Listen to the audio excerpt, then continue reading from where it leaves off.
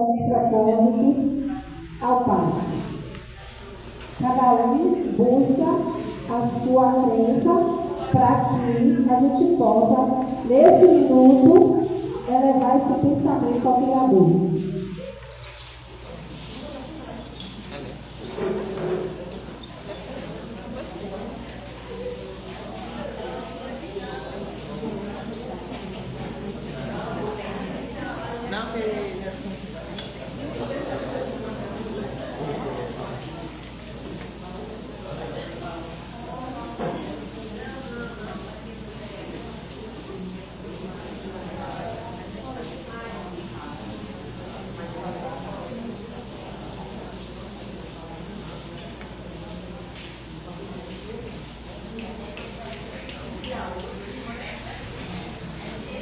Amém? Gente, a intenção era 1 minuto de silêncio. 1 minuto apenas de silêncio, para que a gente possa sempre estar entregando os nossos projetos ao Senhor. Certo? Então vamos lá. Para apresentar o nosso momento, a nossa noite. E essas memórias que serão trazidas aqui, em meio a essa geração de pessoas que aqui estão como nossas convidadas, abriremos aqui com Verilane Menezes, poetisa da cidade, e trará o poema do seu livro Os Poetas que Estão Vivos. Boa noite, gente. O tema da Tripacé, que vai acontecer em agosto, mas a gente já vem trabalhando isso, leitura, memória e ancestralidade. A gente não pode falar em memória se a gente não voltar ao tempo que a gente foi criança, né? Porque o que a gente tem na memória hoje, da saudade que a gente, daquilo que a gente já viveu. A Rita Rocha pediu que eu lesse o poema Eternizei a criança dentro de mim. Eternizei minha criança no tocante da minha alma, para que possa ser livre, desapegada das coisas, saltitante ao alegar-me e dramatizar-me na terra. Prefiro assim, ter os pais sempre presentes, a lembrança dos brinquedos e das brincadeiras na rua, lembrar-me dos amigos que corriam comigo. Eternizei a criança dentro de mim, aquela que sentia medo das lendas e histórias de terror, do escuro da noite que caía e intrigada a lua perseguia. Enquanto criança, na alma permanece, a gente cresce e vive da infância lembrada. E volta e meia ela parece ser vista, porque ser criança é tudo de bom nessa vida.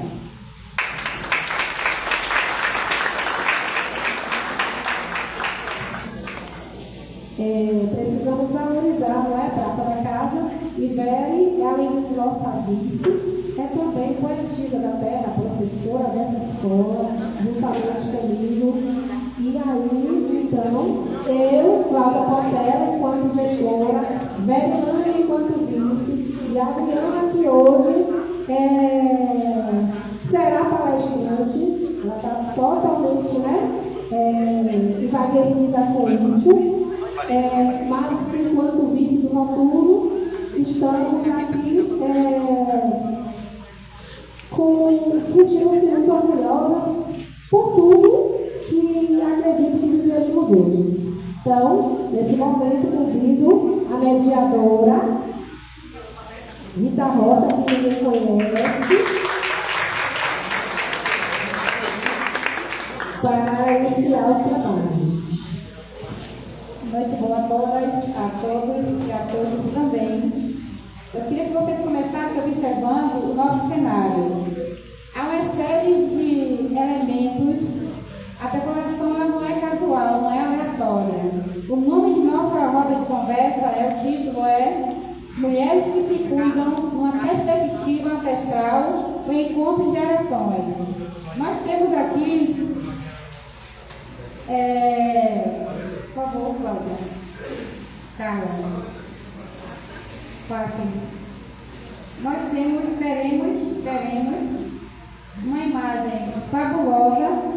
4 gerações aqui nesse caso. Como convidadas, Maria Batista Ligório, por favor, dona Nininha, levante-se. Para a secretaria.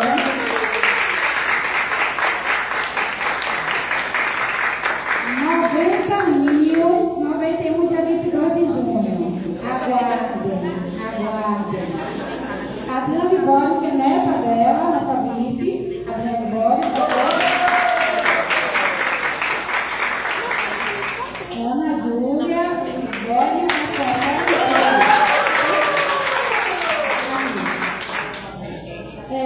se possível, vocês depois degustem a nossa mesa, não degustar comendo, mas com os olhos. A gente come com os olhos também, na verdade. Nós temos ali uma série de elementos. Adriana, por gentileza, eu quero que você bote os monóculos, que é uma coisa que poucas das pessoas conhecem. Quem conhece isso aqui, levanta a mão só para eu saber. Quem conhece esse objeto? Entregou a idade. 40 mais, hein? Tem mais fotinha dentro. Adriana, por gentileza, mostra como é que se vê a mecânica. A tecnologia da fotografia. A fotografia, né? Que hoje a gente tem na palma da mão através do celular. Esse recurso, que é o monóculo, a gente olha, nesse caso vai ser a fotografia. A foto está aqui dentro, ela é ampliada dentro. Detalhe, é o filme que vinha aqui. Podia a pose, muita gente não escolhendo a pose, não, viu? Fizesse sua pose, que era a pose única, porque era 7, 14, e esse era o limite para a gente que era trabalhador. E a outra, por favor, obrigada. Há uma série de outras coisas. Tem uma máquina que eu tenho o prazer de ter toda a minha guarda. Tem sempre pouco da minha máquina de moer carne, moer grãos. Não é minha não, essa não é minha não. A minha máquina de costura, que é movida a manivela, ela tem 100 e poucos aninhos, não sei qual a idade real dela. E uma série de outras coisas, candeeiro, que não funciona energia elétrica, ferro de passar carvão, ferro de passar PG. Aqui na mesa tem uma moringa de cerâmica para colocar água, para conservar fria. Um recurso que funcionava aqui no normal, Máquina fotográfica, que é uma coisa mais moderna.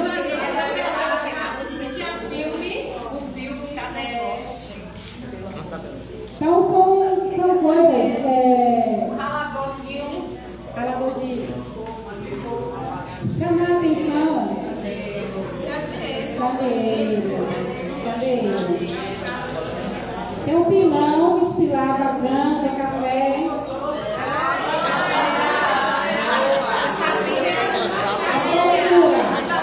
Instrumento de tortura. Machucado, queimava gente. Bagulho. Ela disse que o século é 12,9. E o pilão que podia pilar o café, o vender, fazer azeite, o arroz, não ia usar para arroz, fazer bolo de arroz.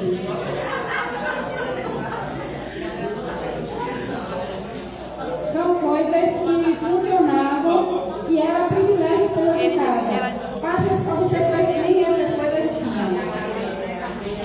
Eu não sei, vou sentar a mesa na cadeira para dificultar a continuidade. Vou ficar aqui. Calma, por gentileza. Bem, dona Nininha é essa figura. Nós tivemos alguns momentos de conversa, tive o prazer de conversar com ela alguns momentos, muitas vezes, e vocês agora vão ouvi-la, depois a Adriana, a Neta e também a Ana Júlia. Por gentileza, cara. Quem é a Carmenita? Agora passando para a dona Antônia. Retorna a foto. Voltar? A senhora vai falar agora um pouco da sua infância, né? Como comentar como é que foi sua infância, como foram as questões. Está muito fechado, então? Está muito grave? Quem é a senhora? Quem é a senhora?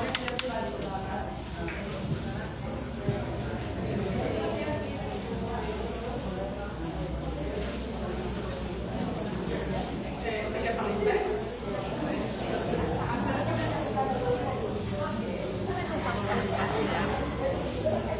Boa noite, editores. Boa noite.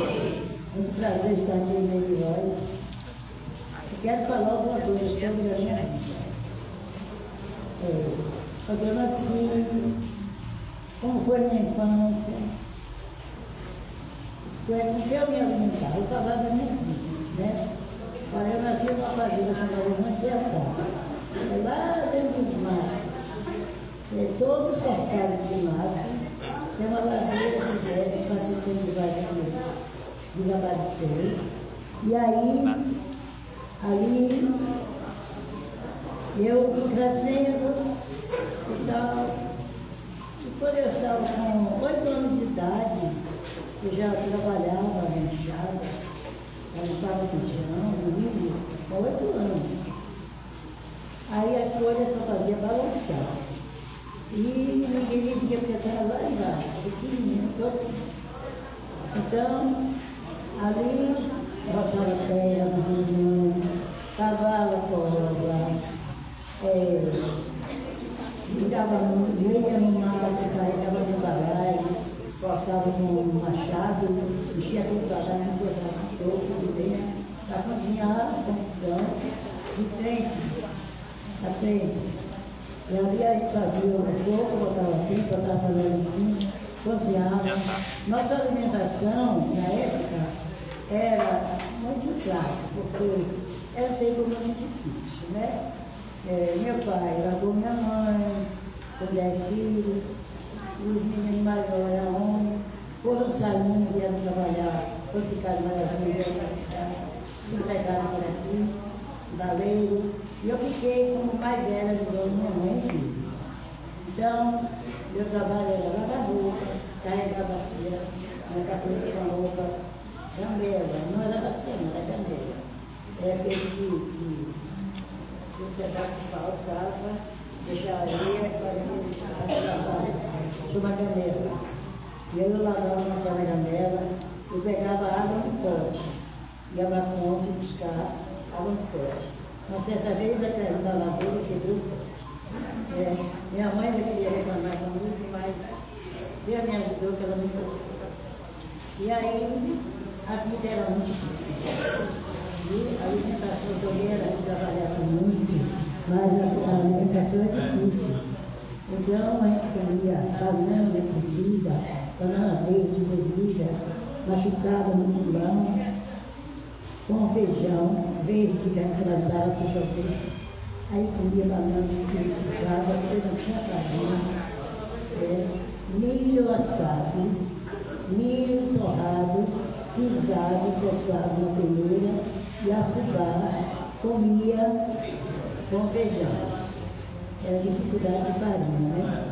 Que a gente plantava, mas tinha que esperar 6 meses ou mais de 6 meses para a mandioca acabar plantar. Nesse intervalo, a gente não tinha o que achar. Era banana verde, era jaca, a gente comia muito na jaca, né? E a vida era difícil.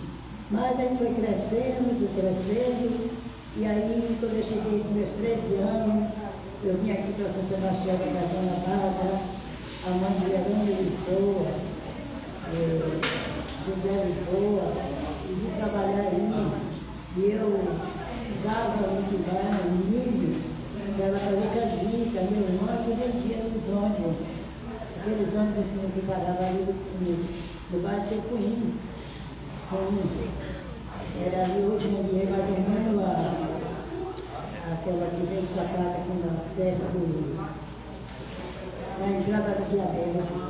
O banheiro era o bairro de Sepuinho. Os ônibus paravam ali, entravam pela estrada aqui de Lamaré.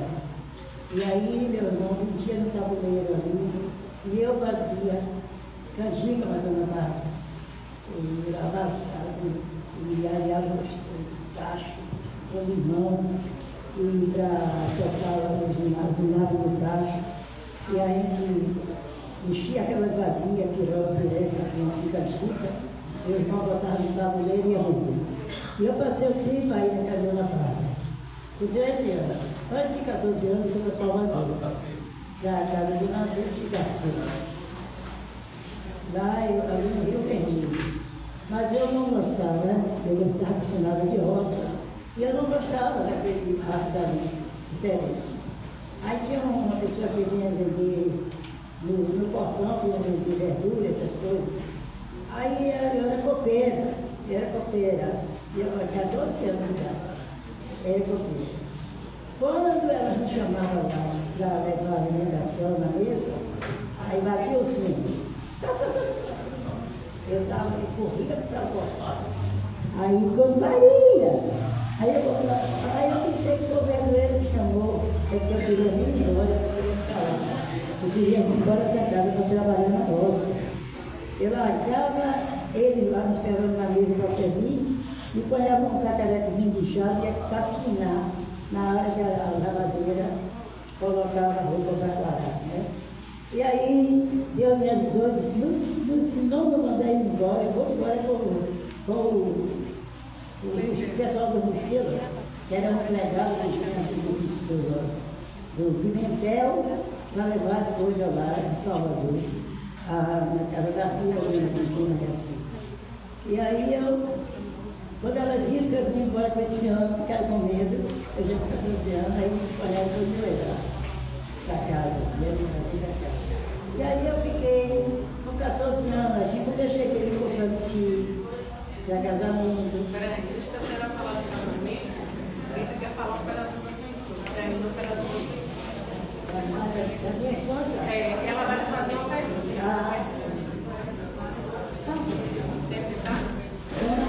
Dona Lilian, tem a senhora igual a minha, eu falo muito sobre isso, manhã me fala também, né? Amanhã tem coisas que dizem assim, não nem para trabalhar, mas vim para comer. A senhora disse assim, ó, está aqui no slide, no comer do bebê não se faça amarelo, no trabalhar alguns com jeito, que o corpo não é de ferro, tem a sabedoria de mamãe, não é? Carla, por gentileza. Aí tem umas coisas que a senhora contou pra gente na reunião semana passada sobre como a senhora brincava.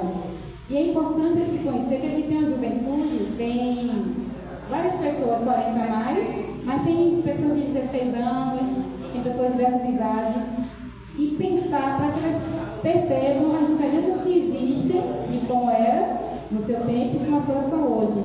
Para a gente pensar como é que a gente encontra diversão de todas as formas, né? Para contar para a gente como eram as brincadeiras na sua infância. Aí depois vai avançar para outro ponto. Para contar para a gente? Ela falou? Vem cá. Quer que eu dê a explicação sobre o meu bebê? Agora brincava com o quê? Tá brincando com você primeiro? Da frase. A frase. No primeiro bebê, minha mãe dizia, ninguém te passa valor. Quando trabalhar, vamos fazer. Seu corpo não é de ferro. Mas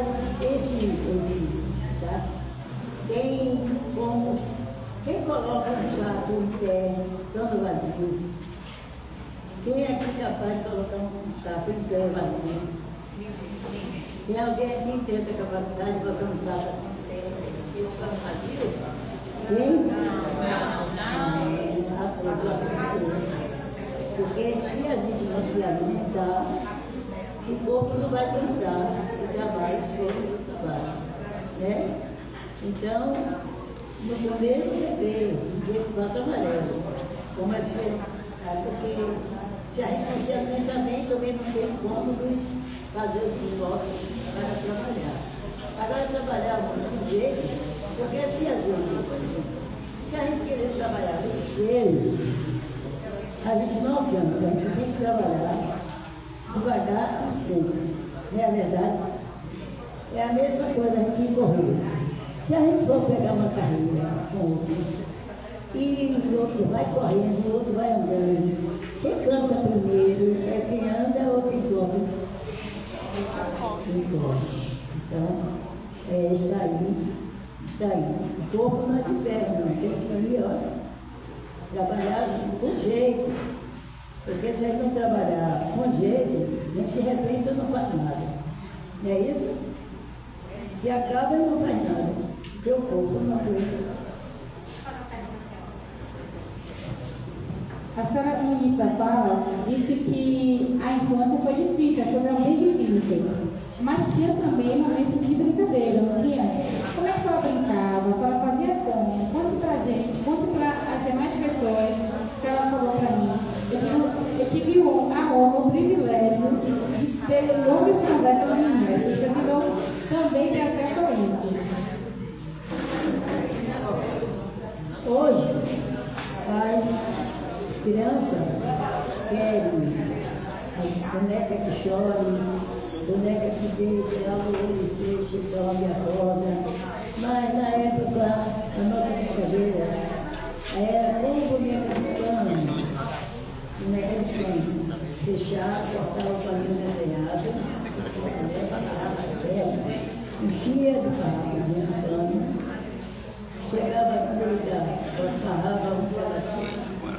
Fazia aquela trouxinha para dizer que era cabelo, e aí pintava todo de lado preto, como o cabelo, né? Isso aí era de pano.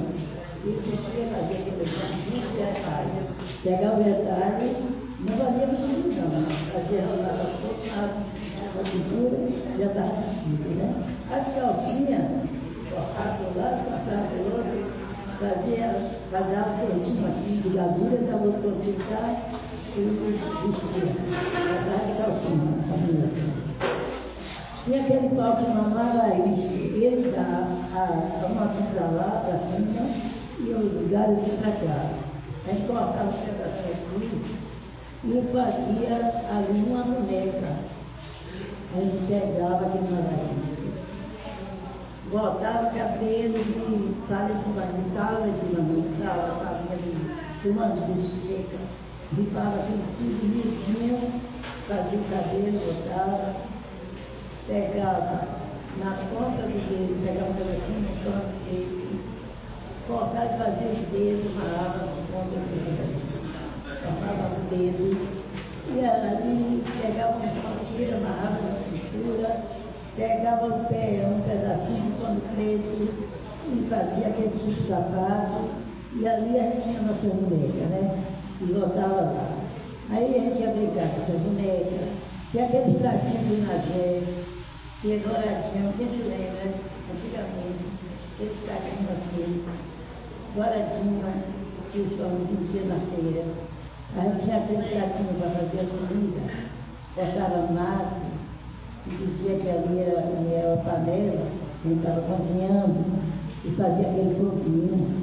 E ali a gente chamava de comadre, filha de vizinha, irmã da gente mesmo. E a minha comadre, você veio mostrar para a gente hoje? Era uma brincadeira muito sadia, bonitinha, gostosa, né?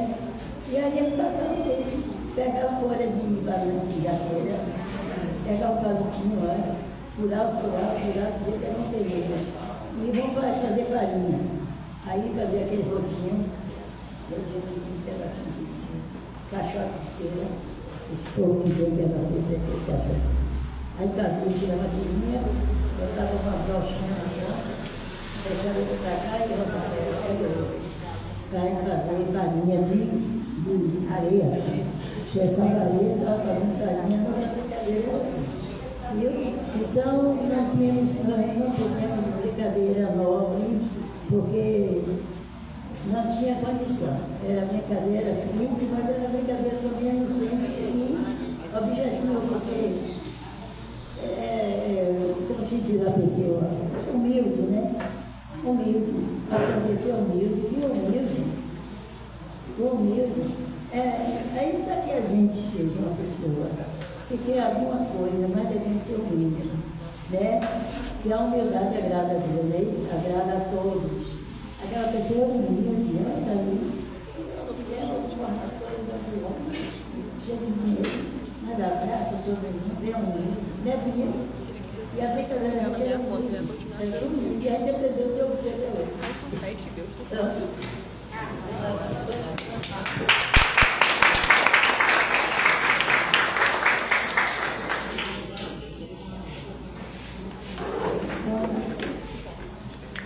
Na vida adulta, tem uma frase que a senhora aprendeu também com a mamãe.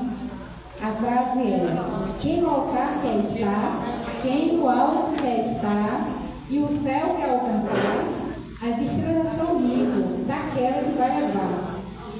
Agora a senhora fala sobre a vida adulta. A senhora já está com 14 anos, trabalhou no Pimentel, tinha uma pessoa no Pimentel, essas coisas todas. E aí veio a vida adulta. Como é que foi? Casamento, trabalho, filhos, conta pra gente. Atrás. Quem no alto quer estar. E nas nuvens que pegar, as estrelas já estão rindo daquela que vai levar. Mas todos façam o raciocínio. A gente só pode botar o chapéu até onde que gosta da festa. Não é verdade? Quem coloca um tamborim, qualquer coisa para alcançar o braço, fica difícil, não fica? Fica difícil. Então, melhor é a gente colocar até onde nós alcançamos. Porque dali a gente vai para frente. Se botar adiante, a queda é certa. Porque ele não vai conseguir chegar. Não é isso? Então, a frase significa isso. Quem no alto quer estar, quer. E na luz quer pegar a dificuldade, né? Às vezes a pessoa quer, mas não pode. Então, quem está com as estrelas, vamos dizer que seja uma pessoa que esteja observando o projeto de uma pessoa que não tem condição de ir até lá. Aquela pessoa que está observando fica aí. De repente não pode andar, já quer correr. Não é bem assim? Não é verdade? De repente não pode andar, já quer correr. É atraso, significa isso. Entendeu? Tá certo? Entendeu direitinho? Tá bom? E aí? Tem mais?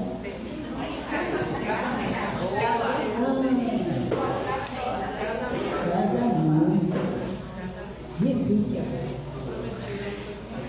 Difícil. Casamento eu não compreendi de 14 anos. Compreendi.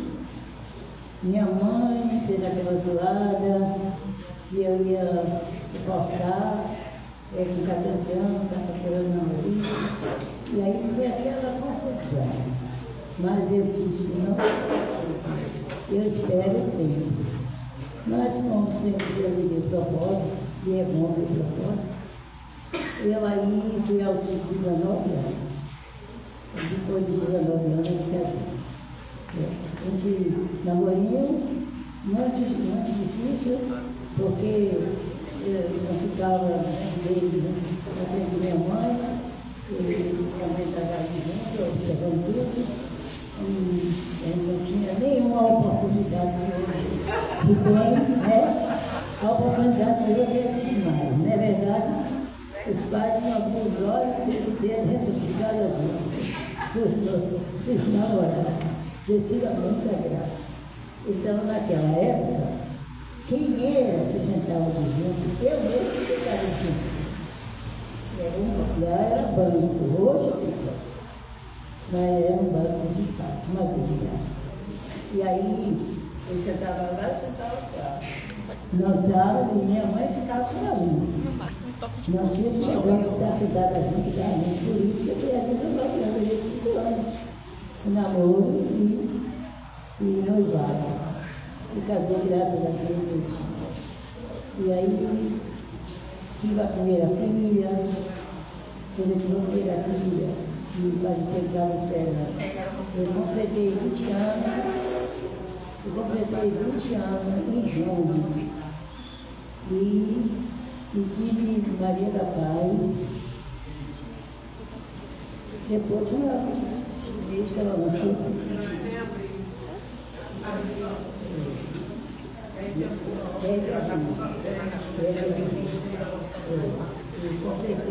Quando eu completei 9 meses e alguns dias de casada, nasceu a primeira filha. E daí, todo ano era todo ano. Quando eu fazia, eu ia fazer ano, eu fazia. Quando eu ia fazer ano, eu fazia. E nessas alturas eu completei 7. Eu estava com 28 anos, eu tinha 7 filhos. 7 filhos. A mais velha era com 7 anos. Aí nessa altura, esse pai, esse enfermeiro, ele é pedreiro, né, de obra, uma Saturnino. Não sei se conheceu Dedé, que é um pedaço de Cristina, pai daquele menino que tem de bar de pedra. Parede de pedra, né? Parede de pedra. Quem conheceu? Quem conheceu o Dedé do Parede de Pedra? Casou com a professora de Minas. Amigo do meu pai, aqui, ó, propaganda, não meu pai, Muito amigo bem. do pai dela. Isso. E aí, ele era pedreiro, né, de obra. E ele era certinho, depois precisou de trabalhar. Saía, vinha trabalhar. E aqui ele dizia que drovava, com cimento, e tinha que drovar. Mas não, ele já estava assim, disposição para aqui. Entendeu?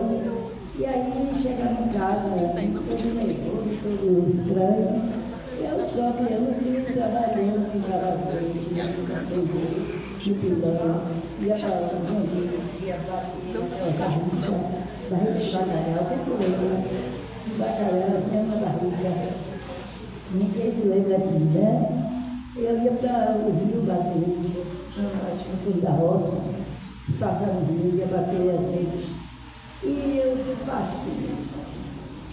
passava-se azeite, garrafava, e mexia farinha, e sozinha, e trabalhando na roça. E quando eu chegava em casa, eu já andava aqui na rua. E eu lá na Palmeira, eu saía de dentro da casa na Palmeira. E ele vinha em casa quando eu dizia que tinha tempo.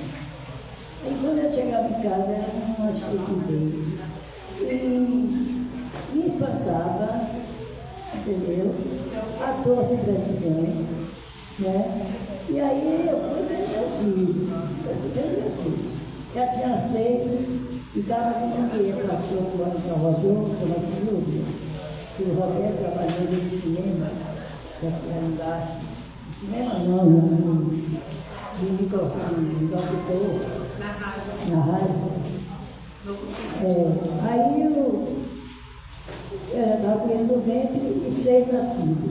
E a mais velha tinha 7 anos.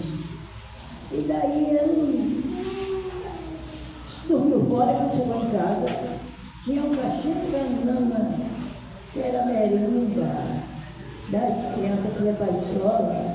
Era uma bananinha, 2 bananinhas, entendeu? As crianças levavam para merendar. E ela estudava lá em Zé Bode. Não sei se sabe onde fica para lá, Zé Bode. E aí, ele começou, levou para a banana de tiro para acontecer e deixa ela levar, ela vai levar querendo. E você chegou e foi embora. Aí quando eu fui pegar a banana para tirar, deixa eu tirar logo a dela, ele me deu aquela volta, eu caí louco. Aí, minha filha, eu fiquei observando, tinha pergunta aqui. Já tinha muito tempo de essa conversação. Eu me neném para mim, aquele ser do chão, mas eu disse, está difícil. Não é possível que eu vá para essas coisas. Pode ser uma pessoa que tem 30 anos, que não trabalha, que não sei o que é esforço. Não vou aguentar isso. Aí eu fiquei observando ele, na rua patrão. E fiquei observando ele. Tinha uma porta assim, ele pensando na outra, meio patrão na cabeça dele. Isso antes aí. Aí ele foi fazer isso também. Aí foi melhorando, esse troço que ele colocou no outro dia. Quando é outro dia, ele pegou a tia dessa, que é a mais velha, deu aquele soco no olho da menina. Quando eu fui acudir, já vi assim, ele teve no olho, quanto soco ele deu? Eu não sei da conta não. Eu gosto de falar a verdade, viu? E aí, eu fiquei até o final das condições de desenvoltura, porque me ensinou a fazer o remédio para os outros saírem da casa. Duas copos de sangue assim. Aí sabe o que eu fiz? Porque quando eu peguei o facão, o mesmo facão que eu utilizei uma vez, peguei o facão e saí correndo e desci a ladeira correndo para atrás. Mas ele foi passar o carro para lá, porque ele levantou para a cama, o amigo dele, onde achar? Ele aí mergulhou, saiu da fora, foi embora e nunca mais voltou. Eu criei meus 7 filhos, lutando, lavando roupa. Eu lavava 5 roupas de banho. Lavava a roupa de banho. Vendia beiju pelas costas de manhã. Vendia banana madura para ver o trabalho aqui. Ia vender. Isso aí eu estava falando uns anos. E aí eu chego. Lutei, criei meus filhos tudo, educando, formando, casaram, formaram vários filhos, eu não tiveram descolevado. E deu um dia todo.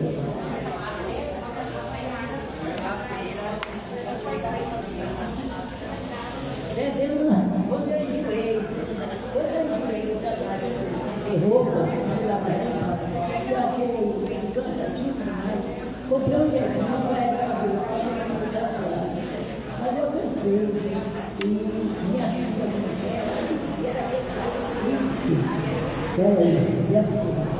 e era aquele sacrifício que era cuidar da roupa. Eu gostava de lavar a roupa, todo mundo gostava de lavar a roupa, mas como a gente gostava, fui dentro da veterinária, sobrava na corda. E aí eu disse, meu Deus, o que é que eu vou fazer? Sei lá, o que é que eu faço? Aí me veio o sonho que eu estava devendo a minha filha. Aí eu disse, não, não vejo nada. Aí naquele eu disse, de feijão. Aí eu comprei 20 litros de feijão. O café de cerveja. Comprei açúcar. Não vou ficar mesmo. Comprei 20 litros de feijão. Comprei um boca-pilha, de cenoura solta. Comprei um saquinho assim de carne. Aquelas carnes que a gente fazia na casa do sol. E tira a mãe. Eu comprei um saquinho daquele. E aí eu comprava um pacotinho de corante, batatinha de cenoura verde, e eu botei uma baratinha. A baratinha era parecia com lugar oh, minha filha, peça álcool do dia ali que era comigo, não sei. Quando me descobriu lá, comprou esse feijão todo, comprou essa carne toda e vendia barata, vendi tudo. Na outra semana ela trouxe mais. Para não adiantar muito a conversa, eu passei a vender, eu passei numa barraca, chorava esse tipo aqui, aquela lona de caminhão, com aqueles carros tudo já batido aquela furada, e aquela mesa, a compacta, subia qualquer valor, tomava esses carros todos. Passei a vender 10 sacos de feijão. 5, 6 sacos de milho quebrado, milho inteiro. 8 caixas de gás cerrado. Ia para a Ceasa, comprei uma Kombi. Primeiro eu comprei um carro pequeno na mão do pessoal da Petrobras. Era o carro que tinha da Petrobras. Aí, até aquele dia, se lá na Horácio, ele me devia. Eu não sei cadê ele. Gente, que lá na Horácio. Aí eu comprei esse carro. Ele era corredor, me vendeu o carro. Eu pagava direito, olha, a letra desse carro. E aí eu cheguei esse carro, eu peguei e troquei esse carro. Com o pai de Comilé, para que vinha da farmácia de troquei uma Kombi, ó que maravilhosa, de luxo. E voltei ainda 8 Kombi lá, 8 Kombi, aí eu fiquei, e aí eu ia passear, eu ia sair daqui 10 horas, 9 horas da noite, para esperar a cidade abrir 11 horas da noite. Quando eu chegava aqui no mercado, era 5 horas da manhã, mas o carro não me achava até 5. Aí quando eu encontrava o guarda no caminho, aí eu parava o carro, antes dele ficar, me verificar, eu pegava a pica e falava, Fernando, olha aqui, o senhor toma café. Ele nunca me prendeu.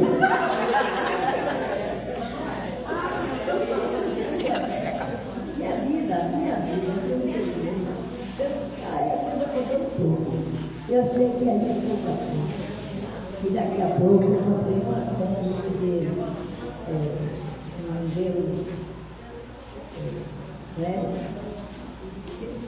essa era 10 modelos, era cara de rica. Depois eu comprei aquela outra que eu dei 75. Onde 75, porque a outra era mais 75. Foi morar com um juiz sexual, foi morar com ela era tudo verde, então, cheia de batatinha, saco, cenoura, tudo com máscara, 4 caixas. Jogava no eu vendia em grosso para o povo sangue. Comprava feijão em grosso, verão em grosso, para aquele barco profissional. E aí eu fui desenvolvendo. Daqui a pouco eu comprei uma casa aqui na avenida, daqui a pouco eu comprei outra ali descendo a igreja católica, daí a pouco eu comprei na mão do Lourenço lá, que é o pai de Catarina Fogo, o pai de imigração. Comprei ali o terreno, o projeto, e aí buscava embaixo, trem, em cima, trem, cavalo, carolina de caminho. E aí eu vim lutando, e o pessoal me chama sempre, olha eu vi na frente. E meus filhos, não ficaram sem estudar. As professoras gostavam muito de mim, a senhora Maria. A senhora mora onde? Eu disse, eu moro ali na roça, na Pindóia, vizinho com a Putinha do povo. Não, a senhora parece que é da cidade, a senhora parece que a senhora mora em roça. Porque ele começou com ela no estado. Aí o resultado. Hoje, com meus 86 anos, ainda me casei com um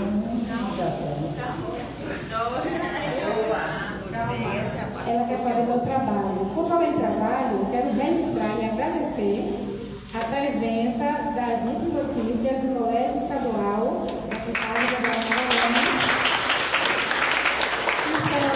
os bastidores, tem aqui à minha frente os alunos Christian, Juan, Maria Clara, Gustavo e Karine. Nós somos um grupo, eu faço parte também, eu Rita Rocha, da Agência Notícias. O nome é Núcleo Hernani, Núcleo da Agência Notícias da Escola.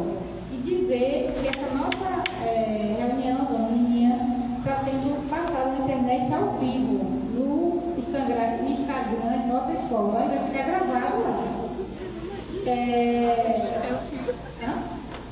Então, assim, como ela mesma disse, se decorda, vai muito longe. E aí nós temos combinado que eu disse a ela assim, haverá momento em que eu vou precisar interromper a senhora, não é desrespeito não. Mas como a gente conversa bastante, temos ainda, ela tem muito que falar ainda, porque a Adriana e a Júlia, tem uma coisa, ela já falou que eu tinha 16 anos, é a melhor idade. Pensa o privilégio de chegar aos 90 anos. Ela me disse em uma conversa, ela fez uma citação, ela me disse assim, por telefone, o texto dela foi o seguinte: olha, Deus disse, está na palavra, que o homem vai viver até os 70 anos, e isso aplica a mulher também. E chegar aos 80 já é enfado e canseira.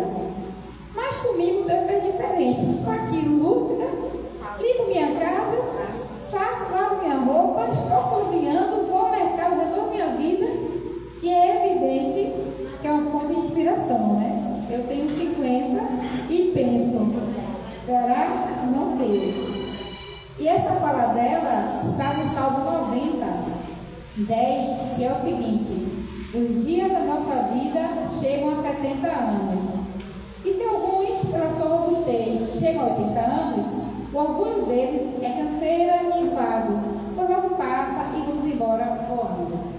Aí a senhora parou-se com 86 anos para me contar como é que está sendo essa melhor idade, 86, 90, daqui um dia 91, como é que está sendo a senhora viver toda essa história que a senhora tem, como é que está sendo a vida hoje, como é a sua rotina, o que a senhora faz, qual é o segredo, qual é a receita para estar assim tão bem? Conta pra gente. Só para fazer uma ressalva, é importante ela falar do segundo casamento. Nesse meio tempo, aos 60, a vida dela aos 60, a senhora vai começar dos 60, foi o segundo casamento, que na verdade não foi 60, né? Foi 58 para 59. Então a senhora pega aí esse segundo casamento, que ela se casou pela segunda vez, e depois você fala do terceiro casamento, que foi aos 86. Certo? Teve 3 casamentos na história dele.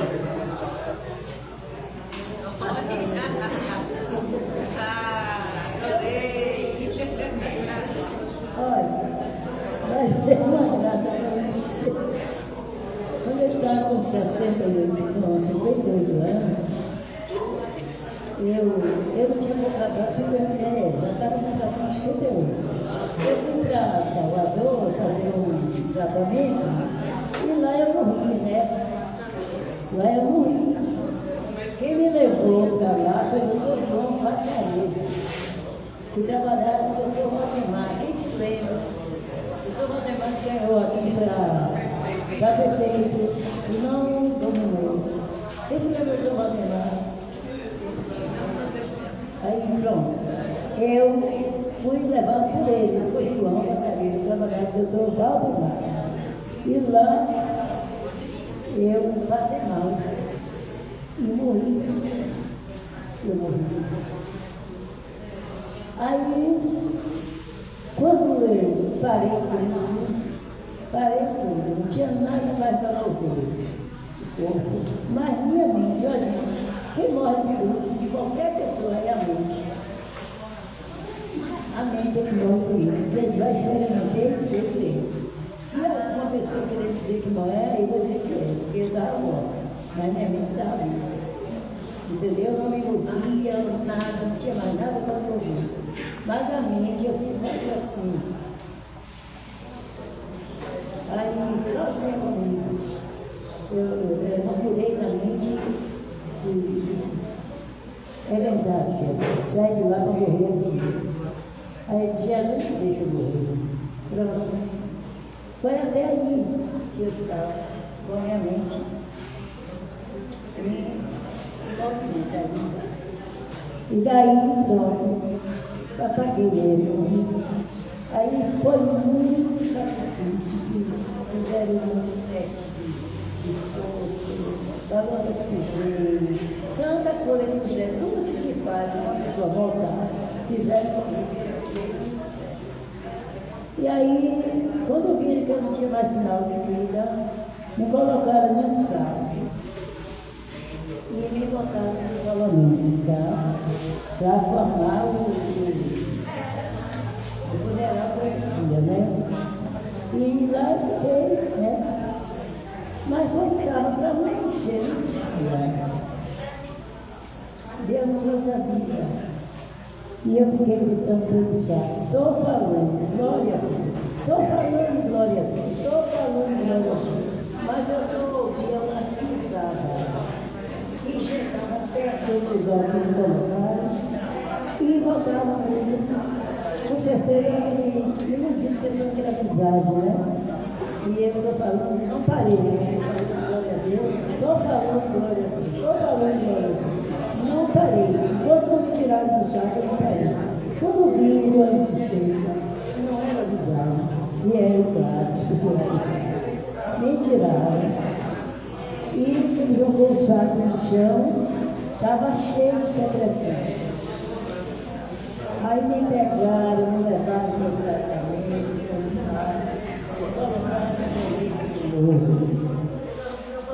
aí ao passar 7 horas do dia, o doutor João passou por mim e fez assim.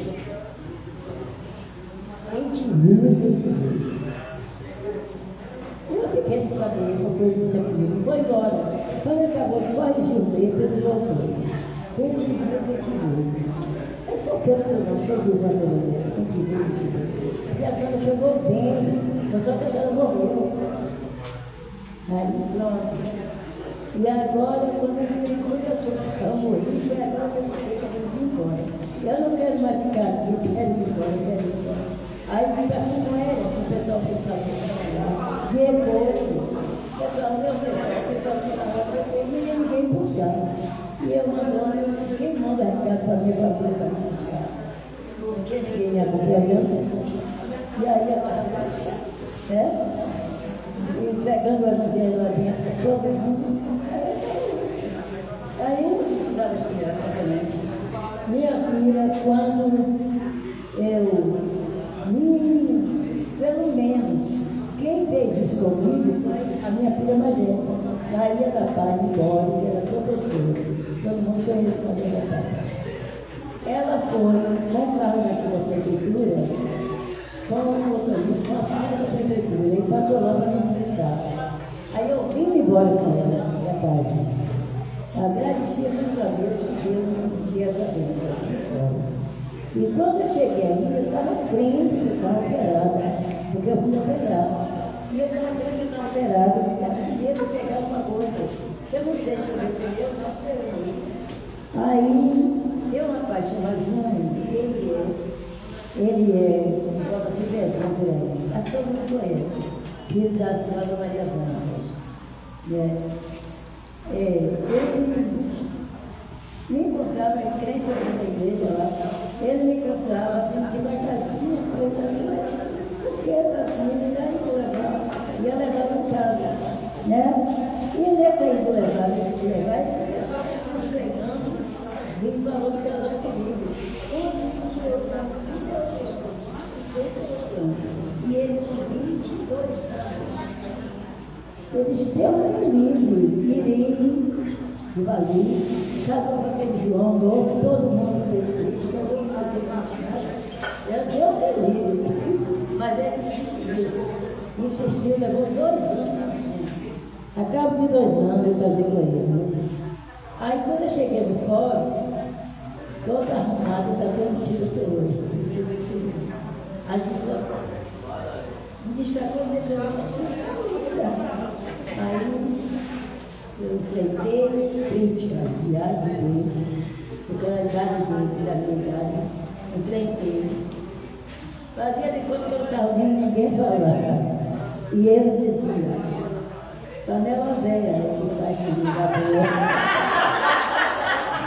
Não adianta, ela é uma coroa, panela velha, falava de pouquinho, ele tinha quando ele chegou muito especialista, ele começou a falar que eu não sei. Olha, não adianta. Eu me vejo no coração para trabalhar, mas eu não tenho protetora da minha vida. Eu não me assustei. A homem nenhum. Hoje não é que eu quero mais ser, mas até quando eu fui casar, casei 3 vezes, eu não me sujeitava não. O meu primeiro, que queria me espancar, que a mulher em homem, eu acho que ela também se abaixa muito, né? Então eu não aceitei. Quando eu vi que aquilo não dava certo, eu peguei o facão e passei na cabeça dele. Ele ficou entendendo que eu não ia ficar quietinha e ele não ia ficar. A última vez que ele ia embora de vender, eu não saí correndo para ele, para fora. Então, ele, eu não mostrava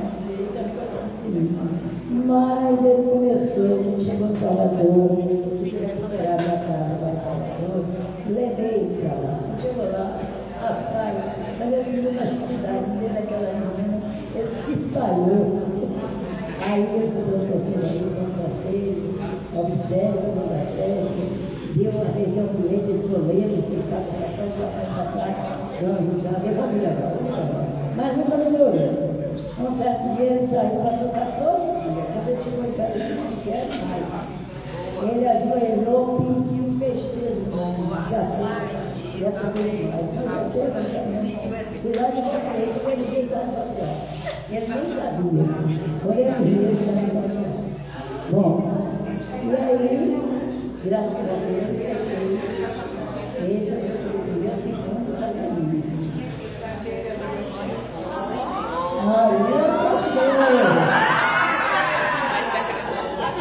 Ali é o terceiro. Ele tinha 5 anos e eu com 86, eu com 86. E aí ia completar 86. E aí, tudo bem, logo eu estou perguntando para mim, o que é que a senhora tem para pedir, para dizer que a senhora gosta? Fala aí uma coisa.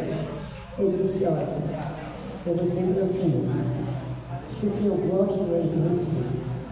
Porque se tiver respeito, vai para frente. Se não existir respeito, vai para lugar nenhum. Ele apoiou. Ele apoiou.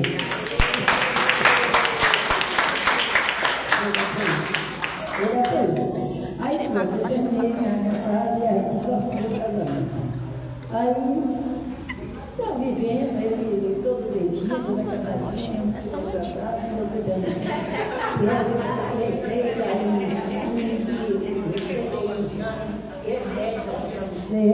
tudo é dele mesmo. Muito obrigado. Eu coloquei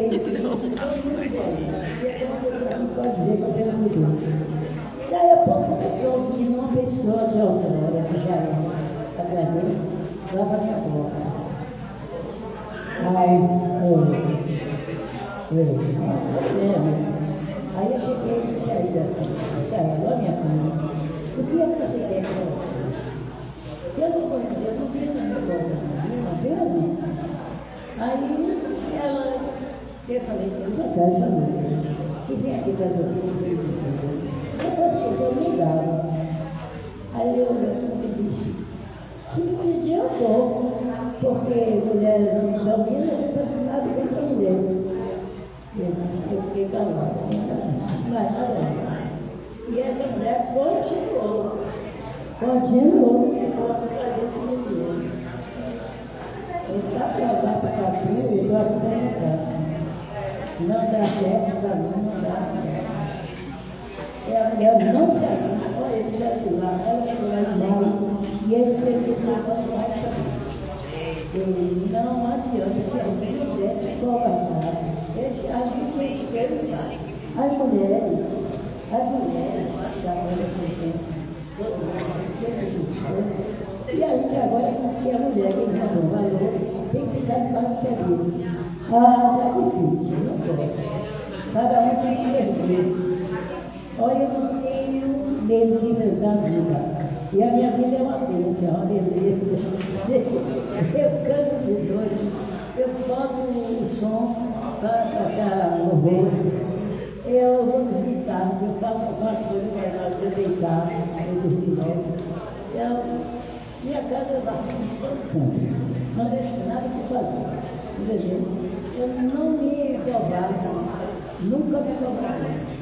Já fechei o casamento, mas eu preferia ficar só em paz. E eu digo a todas as pessoas, não aceito humilhação diante eles vão ser muito humilhados. A gente tem que amar o nosso família, ele nos amar e a gente deve amar ele, quer dizer, para ele dele, né? Mas ele tem que nos amar como Cristo amou a igreja, não é isso? Que se entregou a si mesmo. Por nós, pela igreja.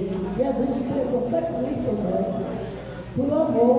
E ele manda que o homem ame a sua. E nessa melhor idade, a senhora falou até agora, falou é a mulher ser por si, se cuidar, se respeitar, a construção desse respeito. E eu tinha pedido a senhora para falar da receita, que diz respeito, cada pessoa vai de uma forma, né? Mas também para a gente ir arrematando, quero muito ouvir a Diana de Bola, a senhora falar um pouco sobre os desafios. Quais são as dificuldades, os desafios dessa sua idade, dos 90 anos, dessa idade, 90 anos? Desafios. Exatamente, melhor.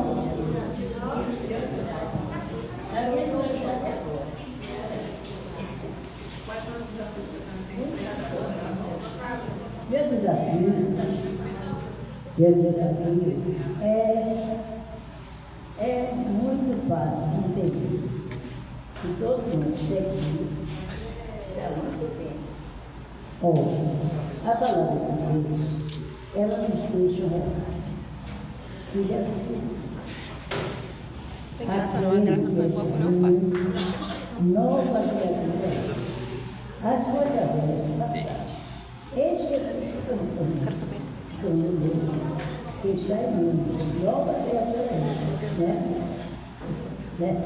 Então, ele nos dá um desafio de que se a gente tiver aquela concentração, aquele amor perfeito, a gente se desprezar tudo que não agrada a Deus e seguir, olha, eu nunca vivi, está aí um desafio. Por que eu não vivi? Porque eu aceitei Jesus com 20 anos de idade. Eu nunca fumei, nunca toquei nada na minha vida. Então, isso é uma grande estrada muito educativa, né? Segundo os artistas que cigaram estrada. A bebida também estraga. Então, quando a gente se economiza de qualquer exagero, que ele não condiz com a natureza, a tendência é melhorar de vida. A tendência é ter saúde, a tendência é ter vida. E quando a gente está em Cristo, melhor ainda, porque ele nos fortalece em todo lado. Se a senhora ver como é que Deus fez aqui, eu digo aqui a todo mundo, com todo o amor e prazer no coração. No lugar que eu chego, tem uma pessoa para mim, que é perto de mim, para mim servir. Olha, eu estava aqui na caixa, na lotérica, essa semana, eu fui fazer lá uma doação profissional. Mas apareceu uma dor aqui, apareceu daquele patrão, sobre isso. Eu não podia nem beber. Aí a menina, quando viu isso, a moça que estava na fila, chegou lá para eu me dizer, olha, eu sei pagar logo e fazer outra hora, porque ela vai embora, ela não está bem. Aí eu afastou, deixa eu ficar na boca, já vai falando assim que ele saiu, ela veio. Aí ele pegou, deu a ela passou. Daí a pouco ela veio lá, e aí, para casa, eu disse a pessoa para volta. Aí ela disse para a moto da casa. Aí desceu o cachorro. E eu fiquei Aí, quando eu cheguei na janela de uma vez aberta, eu olhei ali do lado das pessoas passaram, era em subir na ladeira do casal. Aí eu saí, eu disse assim, passar, lá perto lá, eu disse, quando é que você vai passar? Aí eu disse, a senhora vai me embora? Eu estou aqui, vamos embora, vamos voltar em casa. Eu vinha subindo ali, no mercado,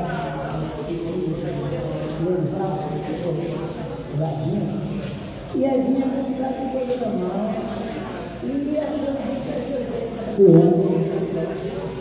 aí eu saí, porque legal.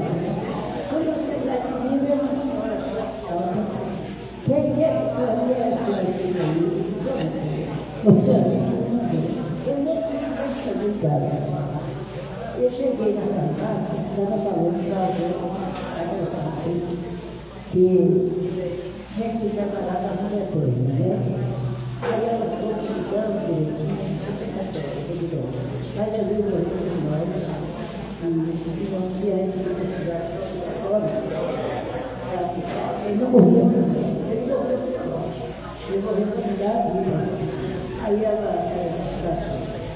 aí, eu pedi o remédio, logo chegou uma pessoa, pedi o remédio, aí ela pegou, eu disse,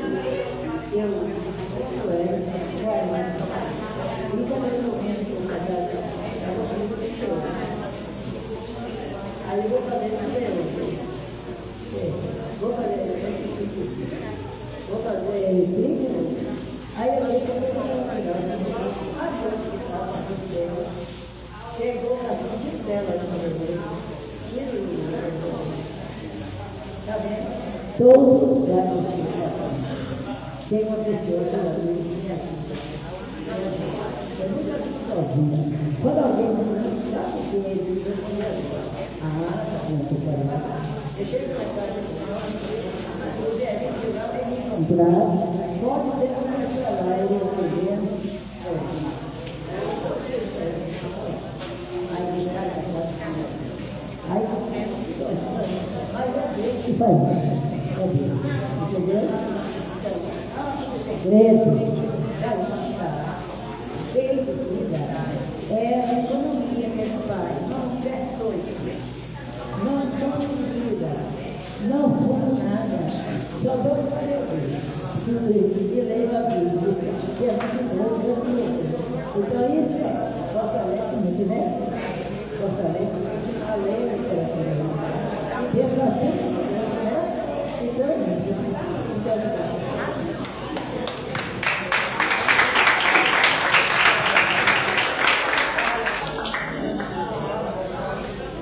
A minha experiência de professora me mostra quando as pessoas começam a ficar agitadas, é que na verdade a chuva deixa, quando cai água no viveiro, né, a família fica meio agitada, mas é que Deus não está molhando. Nós vamos improvisar, Júlia, está bom, porque no conto do horário nós vamos chover também. Isso, Ana Júlia, eu quero muito que você fale para nós, Ana Júlia, um pouco assim. Eu já vi você falando também na câmera, expressa muito bem. Eu virei. E quando vi o seu vídeo, eu tive a ideia de fazer essa reunião aqui. Porque eu vi o quanto você é bem resolvida, inspirada. Então, quer que você diga para nós, o que é que te inspira? Quem te inspira? Quem são as pessoas? E também você conta para nós, quem te inspira e como te inspira, né? Para ser uma Júlia igual e andar com um certo jeito. Você também?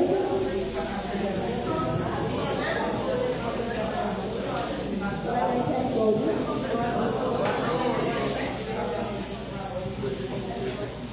Antes de eu começar, eu vou agradecer por ter me chamado aqui. Estou muito grata a isso. Quero agradecer a professora Rita e a minha tia Diana por essa oportunidade de estar aqui. Não só uma, como muitas outras pessoas me inspiram, como minha mãe, me inspira como ajudar na casa, como cuida da casa, dos dois filhos e do seu marido. Minha tia me inspira pois ela vive sozinha e trabalha sozinha e se sustenta sozinha.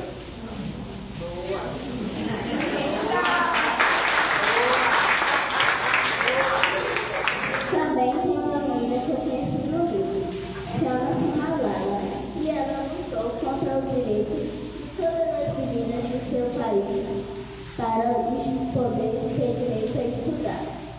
Isso!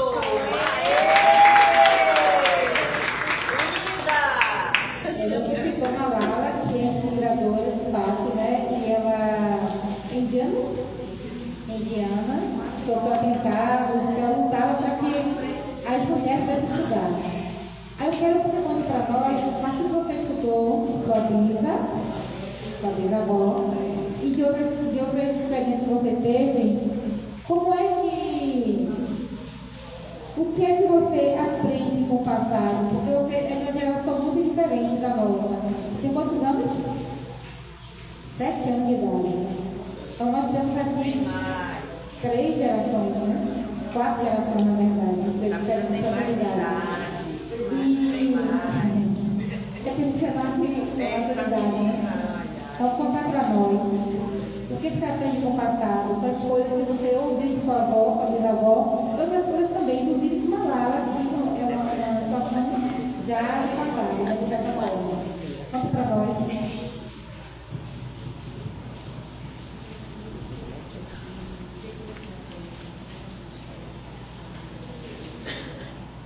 Eu aprendo que a gente precisa lutar para Deus.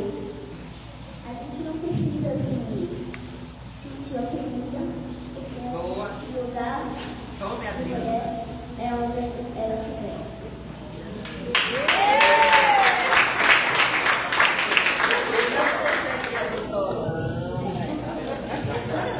Ela é bisneta de Aninha, né? DNA, não faz DNA.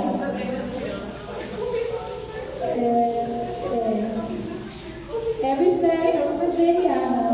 Aprendeu, é inspiração.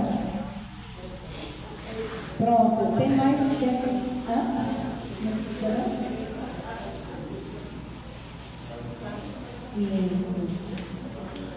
Você tem 7 anos de idade e está recebendo um planeta com uma série de problemas ambientais, por exemplo. Você viu as tecnologias que nós tínhamos aqui, né? Nós tínhamos no início. Como era passar roupa, como era costurar, como era usar as fotos, ver as fotos, como era utilizar, moer os grãos. Então, são tecnologias que a época eram as coisas mais evoluídas que existiam. A época de sua avó, a minha época também, eu tenho 50 anos de idade. E a tua geração recebeu o planeta de uma forma que vocês terão que mudar muito para que ele continue, né?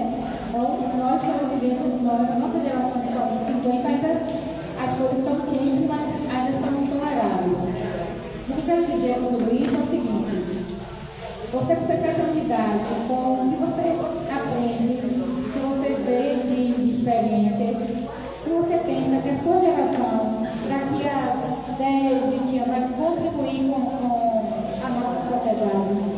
Entendeu a pergunta? Entendeu?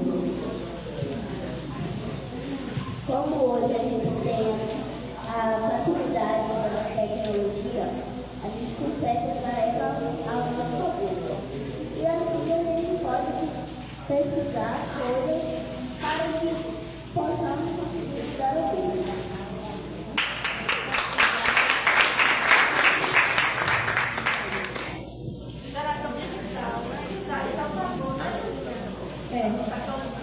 As tecnologias são uma coisa positiva. A questão é como usar, né? Você pode usar como uma ferramenta para construir ou uma arma que possa destruir. Exatamente. Eu vou aproveitar, vou pedir para a Adriana arrematar, né? São 10 pessoas, está chovendo.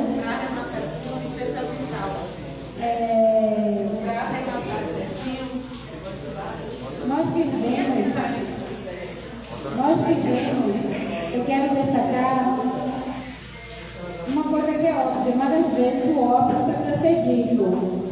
Estamos aqui numa roda de conversa, uma mulher preta está coordenando e temos na mesa, na roda, 3 mulheres negras. Então estamos falando de memórias de pessoas negras, estamos falando da história de pessoas negras, da força dessas mulheres. E a Adriana, segundo a Ana Júlia, né, trabalha vive sozinha e sempre Sustenta. A Bruna Libório, nossa professora, vice-diretora da nossa escola. O seu desafio vai ser dizer para nós como é ser mulher negra nessa sociedade, observar uma trajetória de tua avó, observar tua sobrinha, como é ser vice-diretora, contexto nós temos, todas as situações que nós temos em termos de racismo, como é que tu combate isso? Boa noite a todos, Nessa condição de convidada para essa palestra já foi um desafio. Quando o Rita trouxe a proposta, eu fiquei assim olhando para ela e falei assim, vai trazer minha avó. Ok, achei que era só isso. Depois ela foi costurando, trazendo outras propostas, me incluindo Júlia, e esse foi uma tessitura de muitas mãos, Eu sou neta de Dona Nininha, filha de Carmen Rita, irmã de Alessandra, nós estamos ali, e ouvir as histórias de minha avó é muito fortalecedor. Ela é sinônimo de resiliência, fé e de coragem. Se tem uma mulher que eu digo que é corajosa, é ela. E ser mulher nessa sociedade machista não é fácil. Ser mulher negra é mais difícil ainda. Porque a gente está abaixo na pirâmide, Tem um homem branco, tem um homem preto, tem a mulher branca, e a gente como mulher preta está lá na base. E é uma estrutura que é construída para não deixar a gente se mover. É uma estrutura que diz não o tempo todo, Não, você tem que trabalhar na casa com um trabalho desvalorizado, que você é pediatra, é psicóloga, é cozinheira, mãe o tempo todo, não tem horário de parada, Minha irmã, ela se tornou mãe e ela me ajudou a abrir meus olhos na minha luta feminista, porque eu não olhava para as mulheres mães, porque elas não trabalhavam fora. E aí meu olhar mudou quando ela se tornou mãe, porque esse trabalho de dentro de casa é invisível, que muitos homens diziam assim, fez o que o dia inteiro dentro de casa? Não fez nada. Isso é combater o machismo. E minha irmã abriu os meus olhos quando ela falou da sobrecarga da maternidade. E é uma sobrecarga pesada, romantizada por muitas mulheres que são silenciadas para não falar do quanto é difícil maternar, porque só é visto o lado bom. Como assim você vai dizer que seu seio está sangrando e você não quer amamentar, ou você não suporta mais amamentar? Não é desamor à criança. E como a gente perdeu a mãe muito cedo, minha mãe partiu muito cedo, ela estava com 19 anos e eu ia fazer 21. Nós ficamos irmãs ainda mais próximas, irmãs de alma, E isso fez com que a gente vivesse a maternidade juntas, a gente morava na mesma casa e eu digo que a gente construiu um laço ainda mais forte quando ela se tornou mãe, porque eu era rede de apoio dela.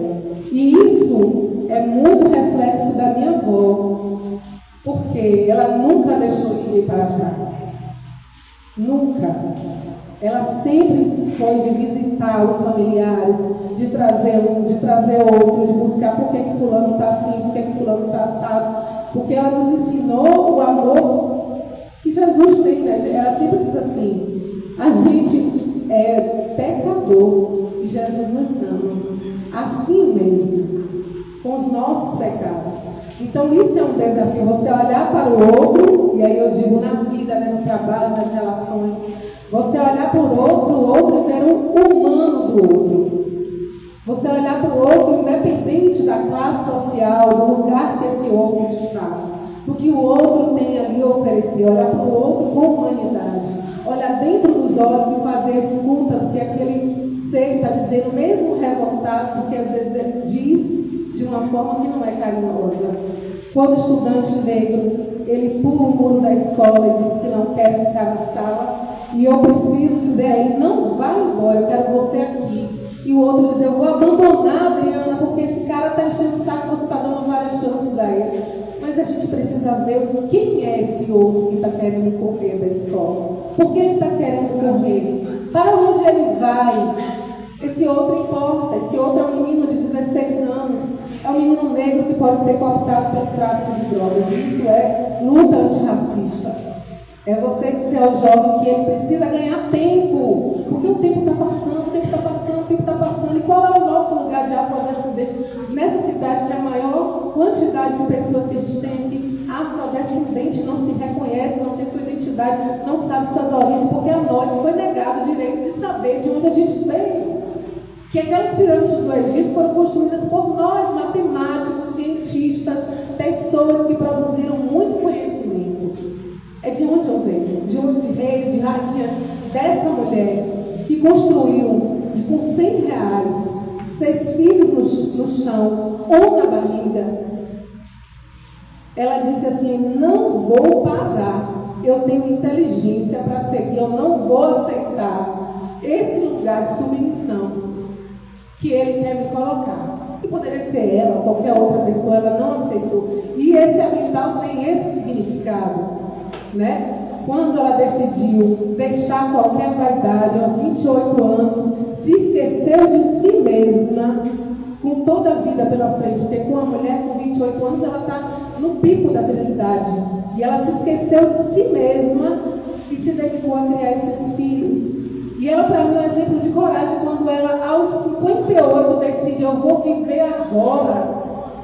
Eu vou viver agora com esse jovem de 24 e vou aproveitar o que a vida tem para me oferecer. Porque eu me esqueci de mim enquanto mulher, eu só virei mãe e trabalhadora. Então é esse o significado dela. Quando ela diz assim, aos 80 ainda dá tempo. Eu tenho um plano, minha filha. E eu dizendo, ela, minha avó, não se case. Não, a senhora já é feliz. Eu preciso de alguém aqui para me fazer companhia. Agora eu só quero fazer companhia. E isso é muito bonito, você saber fazer as suas escolhas. Você pode errar. A vida está aí para a gente errar. E depois a gente ajusta, volta, apara, melhora. Mas o pior é se acovardar. Então eu quero agradecer a cada um de vocês, jovens, estudantes da EJA, que estão aqui, que ficaram atentos, que estão vindo para a escola porque entendem que precisam dar um outro rumo para a sua vida. Seja um projeto de ler uma Bíblia, seja um projeto de não ter ninguém para depender, para fazer a operação do cartão do banco, ou seja um projeto de ir mais longe, ir para a universidade, fazer um curso técnico, mudar de profissão, ou de não se submeter a apanhar do marido porque não tem coragem de levantar o facão. Né? Ela foi no limite, ela já estava no limite, e eu não julgo, porque o ser humano pode ser capaz de qualquer coisa depois de muito tempo de opressão. E a gente sabe que a gente é humano e falho. Mas eu agradeço a vocês que estão aqui, é por isso que eu às vezes insisto tanto e estou nesse lugar de ser a chata, de pedir, preste atenção, cada dia é um momento de aprender. A sua oportunidade de hoje, amanhã não volta. Eu digo bastante aos jovens, o amanhã a gente não tem chance para isso. E quando eu me dediquei a estudar, foi por causa dela e de minha mãe. Aquela foto de minha mãe com o livro, porque lá em casa era um ambiente de leitura, era um ambiente de estímulo a estudar. Mas isso não veio de minha mãe, veio dela. Porque ela dizia que as filhas dela não iam lavar roupa como ela lavava. Que as filhas dela não iam fazer sacrifícios que ela fez. Então eu amo minha avó. Quando eu os meus estudos e dou continuidade à orientação da minha mãe, que ela dizia: Nana, seu primeiro casamento, que lá em casa assim que me chamam, é com a sua bolsa. Isso significava: você precisa ser independente. Eu consegui casar com essa bolsa. E assim, agradeço a Deus pela caminhada que tive até aqui. Agradeço, já disse a ela que eu só vim até aqui porque ela veio na frente. Então eu te honro, minha avó, eu honro minha mãe e faço um pouquinho para a Júlia ver, que é minha sobrinha, não é minha filha, para Samuel ver que eles podem escolher ficar onde está, mas porque escolheram, ou ir mais adiante também porque escolheram. E a vida da gente precisa ser uma vida não levada de qualquer jeito, que alguém escolheu por a gente, mas a gente precisa escolher viver com coragem. E não é fácil bancar essas coisas todas. Não é fácil bancar o estudo, como eu estudava indo para Salvador, porque aqui não tinha universidade na época, como ainda não tem universidade pública. São Sebastião acabou, perdendo equipamentos públicos que tinha, e eu tinha que me mover, trabalhar o dia inteiro em São Sebastião, me mover para Salvador para estudar. Daniela também, minha testemunha, está aqui, ia junto comigo, no mesmo rojão de trabalhador, estudante trabalhador. Então, eu sou professora da ESA, mas eu já fui estudante do turno noturno. Eu sei o que é chegar em casa meia-noite e ainda ter que estudar, porque uma professora disse para mim, quando eu tomei a primeira nota baixa, primeiro 3, e aí eu falei assim: meu Deus, e agora? A professora foi me lamentar. Ela: você faz o que nas madrugadas? Procure se organizar. Até o dia que eu não estive, que eu dormi, e aí eu perdi a hora que era para acordar, o despertador foi apagado, desligado. As pessoas lá ficavam querendo me poupar, e quase que eu morro num treco. Porque eu botava o despertador para acordar 2, 3 horas da manhã, ou ia até 2, 3 horas da manhã, para no outro dia sair 6 horas da manhã. Então, essa vida da gente que é preto, pobre, periférico, São Sebastião, Passé. Eu fui estudante de escola pública, estudei no João Paim. Então, é possível usar esse equipamento que é a escola pública como oportunidade de transformação social. E a gente está aqui o tempo todo para vocês, para servir cada um de vocês, estudantes. Muito obrigada.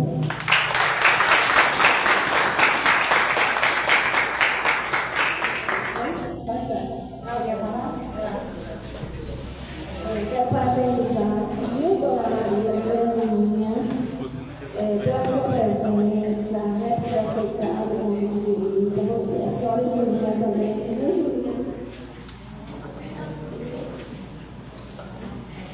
dizendo que hoje tivemos uma aula, de literatura, de memória, de ancestralidade.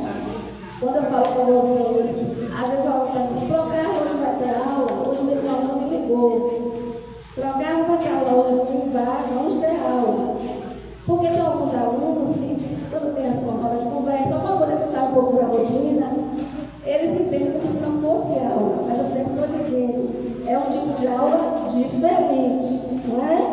A gente não tem todos os dias, porque dá um certo trabalho, mas de vez em quando a gente traz esses momentos para vocês.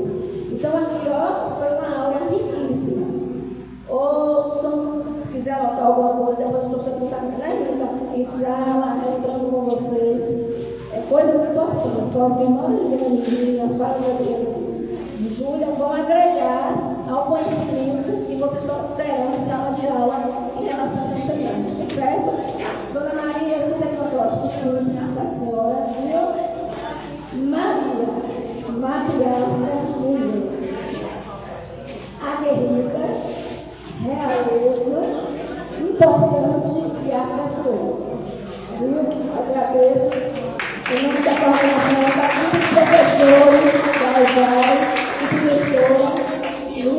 Flora, Rita, também, que mobilizou para que acontecesse, principalmente a Rita, que mobilizou para que acontecesse esse momento. Muito obrigada. Obrigada, Carla, nossa coordenadora. Já que nós, só para concluirmos aqui, ficamos todos os dias até 9h40, espera um pouquinho que nós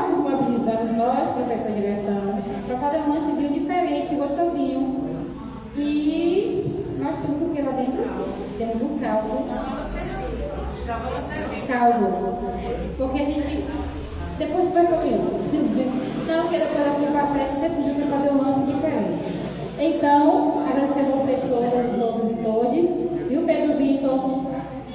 E tem informações no grupo do WhatsApp que eu coloquei. E dizer que eu estou muito feliz, não registrando a presença de Cláudia Santana pela SEDUC, Meridão pela SEDUC, Daniela Nogueira pela SEDUC, a coordenadora. Ah, não, eu vou concluir e dizer que a Alessandra, irmã de Nana, mãe da Júlia, que fez o que? As coisas gostosas, não foi? Você que fez as coisas gostosas? Então, gente, obrigada, viu, por tudo. Amanhã, temos o que amanhã à noite? A festa. O nosso Arraial. O nosso encerramento desse festa. todas as pessoas aqui amanhã. Eu preciso estar com a mesa das duas. Quem vai concluir? Eu vou concluir então, né? Então, vamos fazer a foto oficial.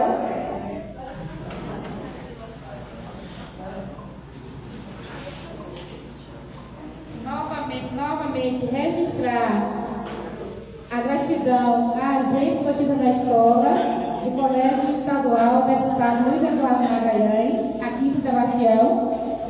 Hoje eu trabalho durante a manhã, tenho o privilégio de trabalhar na rede estadual e na rede municipal. É um privilégio. E me sustentar, Júlia, me sustentar também é difícil. Obrigada, meu amor. Coração, amor de todos. Então, as irmãs vão fazer um lanche já. Acabei esquecendo de fato de fazer os devidos registros da equipe da SEDUC nesse momento. A professora formadora Daniele, a professora da escola do Júnior e professora formadora Meridanta, a professora da escola Ana Cláudia e professora formadora, agora nesse ano de 2025, da SEDUC, ok? Muito grata, gratidão. E vocês, por favor, aguardem, o nosso lanche, nosso caldo que é Alessandra fez